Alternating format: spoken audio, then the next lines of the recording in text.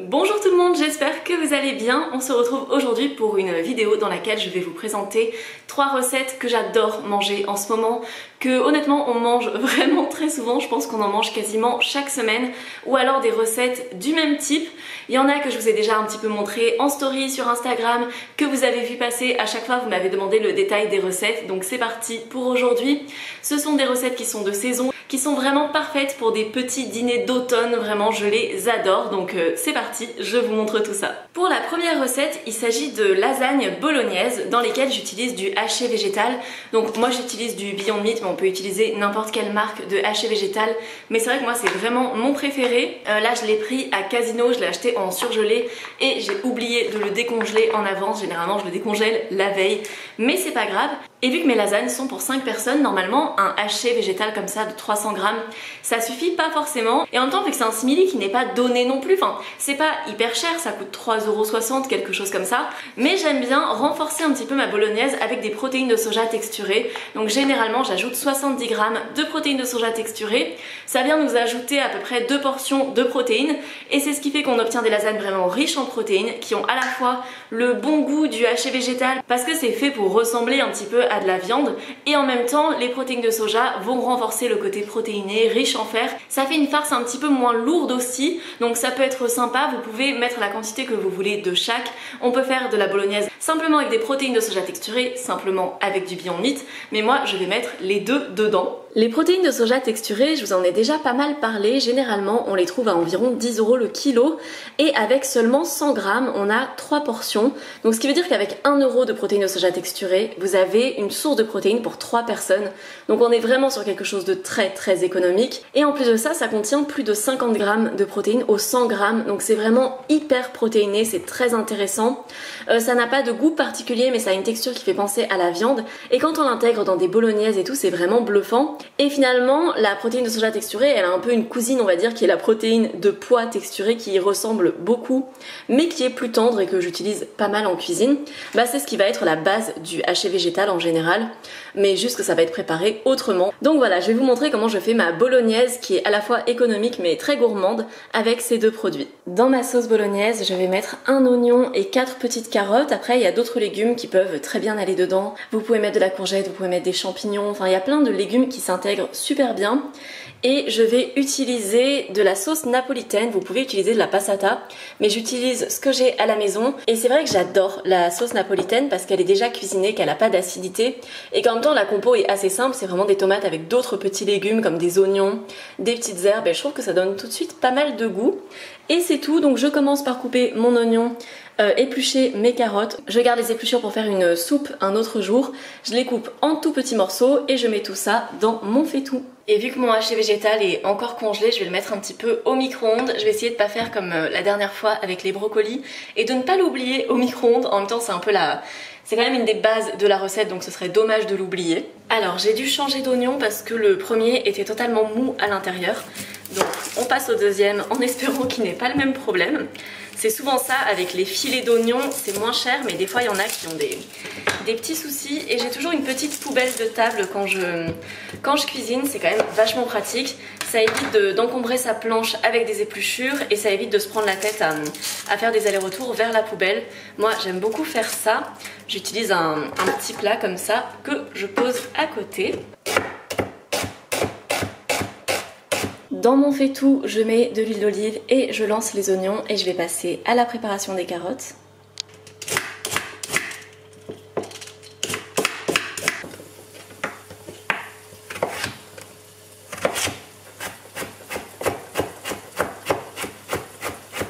Et je laisse revenir les carottes avec les oignons pendant quelques minutes et je viens couvrir ça en attendant.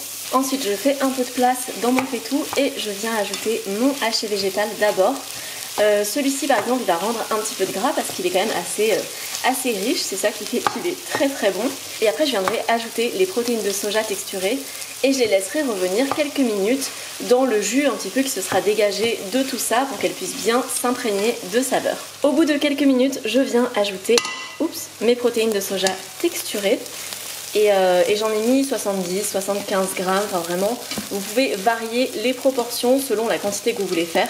Et comme je vous l'ai dit avant, vous pouvez faire 100% soja, ou vous pouvez faire avec des protéines de pois, ou vous pouvez mettre juste avec le haché végétal. Enfin, il y a plein de solutions possibles. Et une fois que les protéines de soja texturées ont bien absorbé, je viens ajouter ma sauce tomate napolitaine. Hop, si vous mettez de la passata, vous assaisonnez un petit peu selon votre goût. Donc je vais mettre les 2 bocaux et je vais venir remplir à peu près à moitié d'eau pour récupérer ce qu'il reste dedans. Ça évite à la fois de gâcher de la sauce tomate et ça vient aussi mettre de l'eau en plus pour réhydrater les protéines de soja texturées. Je vais laisser mijoter tout ça pendant, je sais pas, une vingtaine de minutes, enfin le temps de faire ma béchamel à côté. Et cette sauce, après, vous pouvez très bien l'utiliser juste sur des pâtes, pour des cannelloni, enfin pour n'importe quelle recette dans laquelle vous auriez besoin de bolognaise. Et je vais la laisser couverte comme ça, le temps de faire ma béchamel. Pour la béchamel, on va faire très simple. Je mets de la margarine végétale, de la farine et du lait de soja. J'utilise quasiment toujours du lait de soja pour mes béchamel parce que ça permet d'ajouter très facilement beaucoup de protéines. Dans une brique entière comme ça, on a 37 grammes de protéines. Et en plus le lait de soja c'est vraiment pas cher, là c'était 88 centimes la brique. Vraiment le lait de soja bio comme ça de marque distributeur, c'est l'un des seuls produits qui n'augmente pas avec l'inflation et qui même diminue en termes de prix, puisque ce produit là je l'ai acheté il y a 7 ans au début de mon véganisme et à l'époque il coûtait 1 €, donc vraiment il a baissé en prix avec le temps, donc tant mieux. J'ajoute aussi du sel et de la muscade et je viendrai ajouter du poivre également, enfin après vous pouvez assaisonner. Je mettrai d'autres petites choses dedans mais là on est vraiment sur la base pour moi pour la béchamel. J'aime qu'elle soit suffisamment salée et qu'il y ait de la muscade dedans, ça donne un petit côté tellement réconfortant. Alors quand je fais mes lasagnes pour 5 portions généreuses, j'utilise 1 litre de lait de soja. Là je vais avoir besoin de béchamel pour une recette que je vais faire un peu plus tard et je n'ai pas plus de lait de soja donc je viendrai ajouter de l'eau aussi. On peut faire de la béchamel avec un petit peu tout, j'ai déjà fait avec du bouillon, on peut la faire à l'eau. C'est meilleur au lait de soja, pour moi c'est celle qui marche le mieux. Mais avec le bouillon c'était très bon aussi, j'ai fait ça il y a 2 semaines parce que j'avais plus de lait végétal. Enfin j'en avais pas assez pour en utiliser dans une béchamel et j'avais du bouillon qui me restait de mon sétan, je l'avais utilisé dans la béchamel. Et ici je vais fondre ma margarine et je viendrai ajouter de la farine. Je vous mettrai les proportions exactes de béchamel en barre d'infos puisque moi en général je ne pèse pas trop. Donc je vous mettrai des proportions pour être sûr que si vous avez envie de peser ça marche. Mais généralement moi j'ajoute un petit peu au pif. Une fois que ma margarine est fondue, je viens ajouter de la farine pour former un roux. Vous pouvez aussi utiliser de l'huile d'olive. Et donc moi je mets voilà, un petit peu de farine comme ça. Et normalement il faut mettre à peu près la même quantité de margarine que de farine, mais je sais pas si c'est ce que je fais ou pas, mais en tout cas je mélange pour former mon roux, c'est ce petit mélange un peu qui ressemble à une pâte à cookies. Donc j'ai ajouté de l'eau dans mon lait de soja, une fois que c'est quand même pas mal chaud, je viens ajouter tout ça sur mon roux de béchamel et je vais ajouter le lait à chaque fois dans ma béchamel. La première étape ça va être pour casser les grumeaux. Et une fois que ça aura épaissi, je rajoute du lait, enfin, le mélange de lait plus eau, mais normalement de lait de soja. Et à chaque fois on vient détendre la béchamel, la laisser épaissir, la détendre à nouveau, jusqu'à ce qu'on ait la quantité et la consistance qui nous convient. En sachant que si vous la trouvez trop liquide, des fois il faut juste attendre 1 ou 2 minutes tout en remuant bien et elle va devenir bien plus épaisse. Alors ma béchamel est presque prête en termes de texture, là j'aime bien, il manque juste encore un tout petit peu, je veux qu'elle soit un peu plus nappante. J'ai ajouté du poivre, du sel et de la noix de muscade râpée, enfin moulue plutôt. Je viens mélanger tout ça, puis je vais venir ajouter du fromage végétal dedans. Ça c'est tout à fait optionnel, mais moi j'adore faire ça. Je trouve que ça fait vraiment quelque chose de super gourmand et c'est ce que j'adore dans les lasagnes. C'est que c'est vraiment un plat réconfortant, c'est gourmand et je sais pas, je trouve que ça fait plaisir de manger ce genre de plat en automne. Je viens donc ajouter de ce fromage végétal, celui de Vivre Vert. Le Nourish ou du Violife, ça fait très bien l'affaire, mais c'est vrai que j'adore celui-ci pour les plats à gratiner ou même pour les pâtes, enfin, je trouve très réussi. Donc je viens en mettre pas mal, vous mettez la quantité que vous voulez, je pense que je vais en mettre environ 75 grammes et je mettrai le reste du paquet dans les couches de lasagne et j'en ai un deuxième paquet que j'utiliserai pour mettre dans la recette que j'ai prévu de faire après. Je retrouve plus mon tablier, du coup j'ai mis un sac de course en tissu pour me protéger parce que bien évidemment j'ai choisi de m'habiller en blanc un jour où je travaille avec de la bolognaise, vraiment très bonne idée.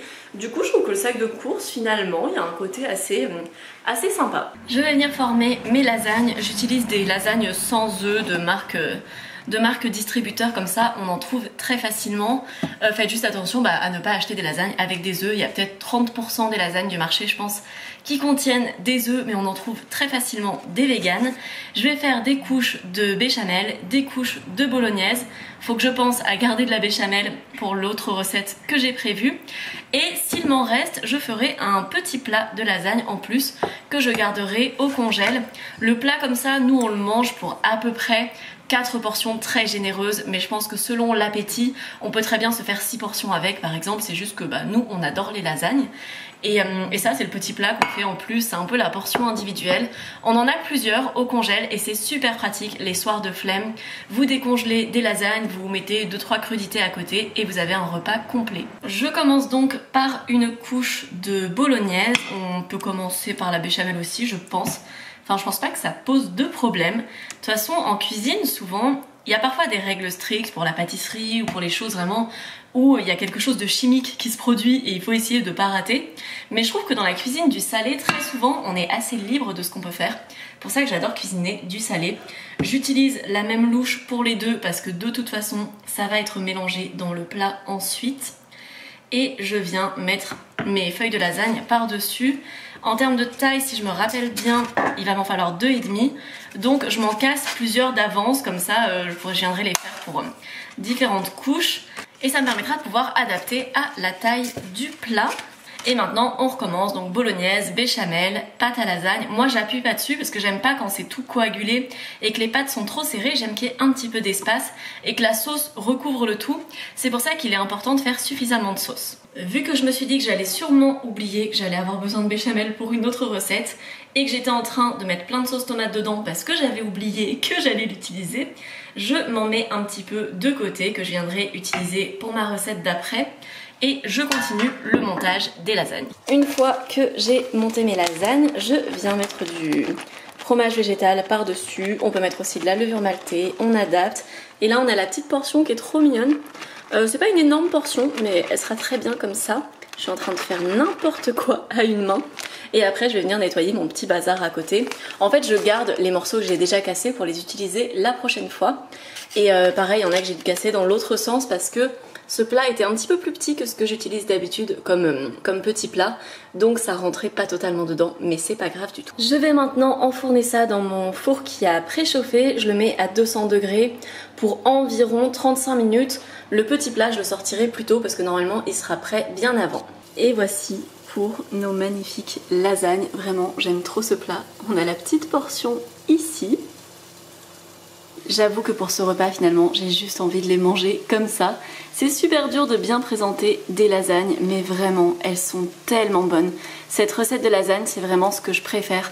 Le combo du haché végétal avec les protéines de soja texturées, la béchamel fromagère qui est hyper bonne, enfin vraiment je vous recommande tellement cette recette. Pour la deuxième recette, ça va être extrêmement facile et rapide. On va faire des petits feuilletés façon un peu lardon et sauce béchamel au fromage, mais avec des lardons de tofu fumé. On peut aussi utiliser des lardons la vie par exemple. Moi j'aime bien tout ce qui est fumé pour cette recette, je trouve que ça donne beaucoup de saveur. Dedans je vais ajouter aussi du fromage végétal en plus pour la gourmandise. On a le reste de notre béchamel que j'ai utilisé pour les lasagnes. On va faire comme si on voyait pas qu'il y avait un tout petit peu de tomate dedans, mais c'est pas grave. Et je vais utiliser une pâte feuilletée. Alors vous pouvez prendre des pâtes feuilletées rondes du commerce. Moi j'en avais plus donc j'ai pris les rectangulaires. Généralement les rectangulaires, je ne sais pas pourquoi, sont bien plus chers au kilo que les rondes. Donc je vous recommande plutôt les rondes. C'est pareil, vous faites les formes que vous voulez pour faire ces feuilletés. Et vous pouvez en préparer d'avance et en congeler. Et ça c'est extrêmement pratique pour se dépanner en fait dès qu'on veut faire un repas rapide. Moi j'adore manger un feuilleté avec de la salade à côté. Ou une petite salade composée aussi, ça va très bien avec. Donc voilà, on va vraiment faire de l'assemblage. Je vais juste cuisiner le tofu fumé d'abord, on pourrait le mettre directement dedans, juste coupé en cubes. Mais si vous me connaissez, vous le savez, je trouve que c'est largement meilleur. Le tofu fumé grillé et déglacé à la sauce soja, pour moi on passe vraiment de 8 sur 10 à 10 sur 10 quand on fait ça. Alors je vais couper mon tofu fumé en lardons et il y a Didier qui m'a amené un petit bol de chips de haricots blancs pendant que je cuisine parce qu'il est midi, au moment où je tourne la vidéo et que du coup j'ai un peu faim. Et du coup c'est chouette, j'ai un petit snack pendant que je cuisine. Je coupe mon tofu en tranches grossières, il n'y a pas besoin de faire très attention à ce que l'on fait, à part ne pas se couper un doigt, éventuellement c'est quand même mieux. Et après je vais venir le couper en forme de petits lardons. Et ça va être très bien pour nos feuilletés. On pourrait ajouter des champignons, des oignons, des épinards. Je l'ai fait de plein de manières différentes. Là j'avais vraiment envie du truc un peu avec un effet montagnard, vous voyez. Bon, je sais pas si tous les montagnards apprécieraient que je remplace les lardons par du tofu, mais en tout cas, dans l'idée, en termes de goût, ça ressemblera à ça. Je fais griller mes lardons et quand ils seront prêts, je viendrai ajouter un petit peu de sauce tamari. J'ai plus de sauce soja à la maison, donc je vais utiliser un petit peu de ce tamari que j'ai. Le tofu est bien grillé. À côté j'ai coupé ma pâte rectangulaire en genre de petits rectangles comme ça, sachant que encore une fois avec une pâte ronde ça fait l'affaire aussi. Vous pouvez faire des petits croissants, vous pouvez faire comme vous voulez. En termes de forme vous n'êtes pas obligé d'avoir quelque chose de rectangulaire. Et je vais faire de l'assemblage maintenant en mettant un petit peu de béchamel, du tofu et du fromage végétal pour la gourmandise.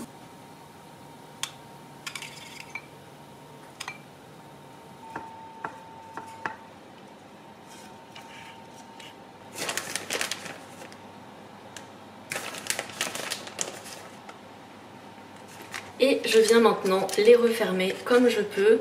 Donc là, vu qu'on est sur une forme assez carré rectangle quoi, je peux faire des petites espèces de petits carrés feuilletés. Si ça déborde un peu, c'est pas très grave. Et je viendrai mettre une petite dorure par dessus. Bon, là vous voyez pas grand chose à ce que je fais. On va faire sur celui-là, peut-être que vous verrez mieux. Hop. Je replie simplement les bords, mais vous pouvez très bien faire des espèces de chaussons juste repliés en deux comme des petites calzonnées et ça fera très bien l'affaire aussi. J'ai mis un petit peu de crème de soja sur le dessus pour que ça puisse dorer. Je l'ai mis grossièrement avec le dos d'une cuillère puisque je n'ai pas de pinceau. Et je vais venir enfourner tout ça pendant environ 15 à 20 minutes en même temps que les lasagnes. Ça fait des économies d'énergie de regrouper les cuissons. Et voilà le résultat. Bon, il y en a un petit peu qui a coulé en dehors, on le récupérera, c'est pas grave du tout. Mais vraiment ça sent tellement bon, j'ai trop hâte de manger. On va faire une petite salade pour accompagner ça et on va se régaler. Et voici pour un repas super réconfortant, tellement rapide à assembler. Et vraiment les deux qui me restent, je vais les garder, soit je les mangerai rapidement dans la semaine, soit je les mettrai au congèle et on les mangera un jour où on aura envie de se faire des petits feuilletés rapides comme ça. J'ai mis de la salade à côté avec un peu de vinaigrette et des graines de chanvre. Pour la dernière recette, celle-ci c'est la première fois que je la refais de l'automne, même si je l'avais déjà fait pas mal de fois l'année dernière. Mais je fais très souvent du sétan en sauce dans la semaine, vraiment on adore faire ça. Donc là je vais faire du sétan façon un petit peu bourguignon, bien revisité. Déjà j'ai pas du vin de Bourgogne, j'ai du vin rouge de cuisine. Je vais donc utiliser du sétan, j'en ai décongelé et j'avais un petit morceau de sétan qui me restait au frais aussi. Ça se décongèle extrêmement bien. N'hésitez pas à aller voir ma vidéo sur le thème du sétan si vous voulez voir comment je fais mon sétan. Sinon vous pouvez le remplacer par du sétan que vous achetez en magasin ou tout simplement par des protéines de soja texturées, enfin des gros médaillons de protéines de soja ou de protéines de pois, ça marche très bien aussi. Ou du tempeh, on peut aussi ne pas en mettre dans la recette et faire simplement un bourguignon de champignons, mais ce sera moins intéressant en termes de protéines. Et dans ce cas-là, n'hésitez pas à ajouter des lardons végétaux ou des lardons de tofu fumé, puisqu'il existe des recettes de bœuf bourguignon avec des lardons aussi. Donc je vais mettre des carottes, les champignons dont je vous parlais juste avant, un oignon, et j'ajouterai un petit peu de farine pour épaissir la sauce. C'est vraiment un plat que je fais en version simplifiée. J'aime bien en faire une assez grosse quantité pour en remanger parce que je trouve que c'est le type de plat qui est meilleur quand on le recuit encore et encore. Ma recette débute comme souvent avec un oignon dans 3 cuillères à soupe d'huile d'olive. On peut mettre aussi 50 g de margarine mais je n'en avais plus. Je mets ensuite les carottes dedans, je continue de faire revenir tout ça et je vais passer aux champignons. Je vais laisser tout ça mijoter un peu à couvert et je vais commencer à préparer le sétan. Je viens déchirer un peu mon sétan, je pourrais l'effilocher à la fourchette, mais j'aime bien le fait qu'il y ait des petits morceaux comme ça. Et après je vais venir le faire revenir dans mon petit mijoté. Ah, ce morceau-là est un peu moins décongelé que les autres, il devait être au milieu, mais c'est pas grave. Et j'ajoute maintenant mon sétan dans le faitout.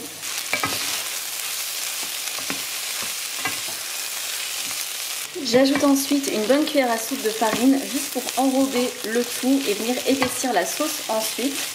Je mélange bien et je vais ajouter le vin.